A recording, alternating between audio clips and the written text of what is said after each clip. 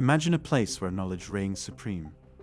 Walls were stacked with scrolls, each holding whispers of forgotten civilizations, scientific marvels, and philosophical truths.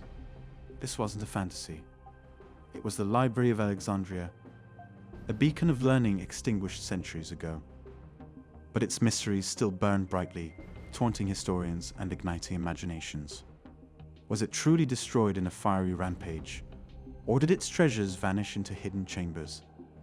Did its secrets fuel the rise of ancient empires, or lie dormant, waiting to be rediscovered? The Great Library of Alexandria was a very large and old library. There was a study center in Alexandria, Egypt, called a museum that had it. The library has a lot of mysteries surrounding it, from how it came to be to how it was destroyed.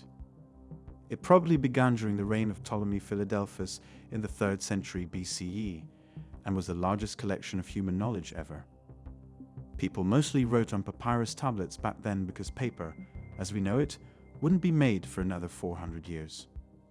No one knows for sure how many books are in the library, but at its busiest, there were between 40,000 and 400,000 papyrus papers, according to different sources. Because the library was so big, a branch opened in the nearby temple at Serapis. As the library grew, so did the city's image as a place where smart people lived. The library scholars worked on a lot of important books. Callimachus made the first library catalogue, and Eratosthenes of Cyrene did an amazing job of figuring out how big the earth is. Many Greek and Roman works and books that students use today were written in Alexandria. Even with all of this, the library is best known for being burned down. The library has been around for almost 1,000 years and has been burned down more than once. Let's talk about the ideas that people have about this strange library. The first theory talks about the conquest and burning by Julius Caesar. One of the most well-known and often disproved stories about how the library was destroyed is that Julius Caesar took it over and set it on fire. This idea takes place in history during the late Roman Republic in the 1st century BCE. Caesar, a famous Roman leader and general, was involved in a battle in Alexandria in 48 BCE. Caesar came to this city, which was a major hub for trade and politics at the time, because he was involved in the ongoing fights within Egypt's ruling family. Legend has it that Caesar's men and the Egyptian sailors fought very badly in the port of Alexandria while they were taking the city. In this time of chaos, a terrible disaster did a lot of damage to the Library of Alexandria. The naval battle went on, and some historical records say that flammable rockets were fired, which caused fires to spread to ships in the port without meaning to. As a result, the fire quickly spread across the city, killing the library and many valuable books and papers. Even though this idea is widely accepted, it's important to remember that there are different versions of what really happened when the library burned. A lot of the sources we use today were written hundreds of years after the events they talk about, so the facts may have been skewed or exaggerated since then. Some experts believe that the library made it through this event, though it may have been destroyed. It's hard to piece together the past because we only have fragmented and sometimes contradictory evidence. For example, the idea that Julius Caesar burned and conquered Rome is still being debated and questioned. The next theory talks about the destruction by the Christian mob. One of the most contentious and hotly debated theories about what happened to the Library of Alexandria is that a mob of furious Christians destroyed it. The library may have closed around the 4th century CE because Christianity was becoming more popular in Alexandria. Most historians say that Bishop Theophilus' time was the most tense time for Christians and pagan people in Alexandria. Some stories say that Theophilus and his followers may have planned an attack on the library because they were so religiously zealous. People say that they did what they did because they wanted to get rid of anything that went against Christian beliefs, even religious books and lessons. Some sources say that this caused a terrible loss of information because many papers and writings were destroyed. When thinking about this idea, one needs to be careful because the historical evidence isn't very strong and often contradicts itself. Socrates of Constantinople was a scholar who wrote about these events many years after they happened.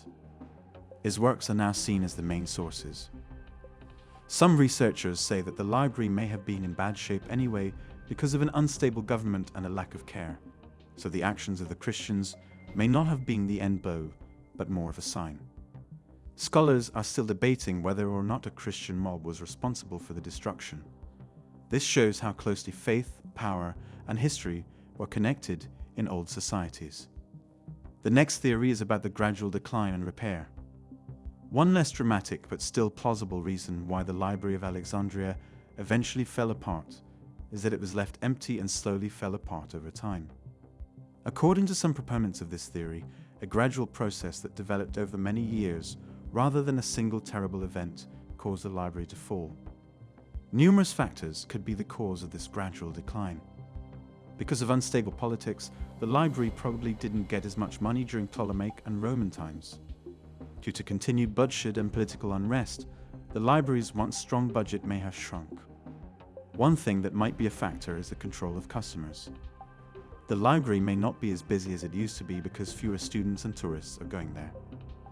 The library's scrolls and papers may have aged and broken down faster because they weren't preserved well enough. Over time, the library may have lost its collection and importance, going away without a sign and leaving nothing behind. A gradual loss of support and lack of attention might not be as exciting as other ideas. Even so, it shows how complicatedly political, social, and cultural factors can combine to shape the future of even the most well-known organizations. Lastly, we will discuss the multiple instances of destruction. Throughout history, the Library of Alexandria has had a series of bad luck, which is suggested by the idea that multiple acts of damage are what brought it to an end. In light of the chaos of ancient times, this view makes the library's weakness stand out. Alexandria was a hub for traders, leaders, and cultural creators from all over the Mediterranean in ancient times. It also attracted minds, invaders, and students from all over the area. Due to its importance, the library may have been at risk from fires, wars, changes in government, and the normal wear and tear that comes with keeping old records safe. Because history sources from this time period aren't always clear and detailed, it may be hard to figure out which acts of destruction caused the damage.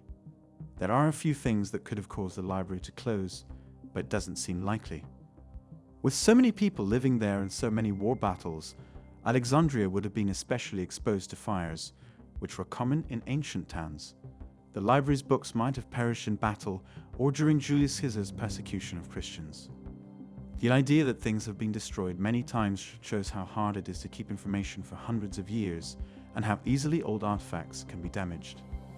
Even though it might be hard to prove each event, this idea is a good way to remember that the Library of Alexandria existed and eventually closed in a time period that was very complicated and always changing. There isn't a lot of historical knowledge about what happened to the Library of Alexandria, and what there is often contradictory. However, there is a lot of interest in the subject. A lot of the original history records have been lost over time, so we can only depend on secondary sources and how they explain things. Because there isn't enough solid evidence, scholarly debates and talks keep going. A big part of understanding the puzzle of how the library was destroyed is being able to tell the difference between fact and story. There are a lot of stories and legends about the library that make it harder to piece together its past. Don't forget to give it a thumbs up and subscribe to our channel for more content like this. Make sure to let us know about your thoughts in the comment sections.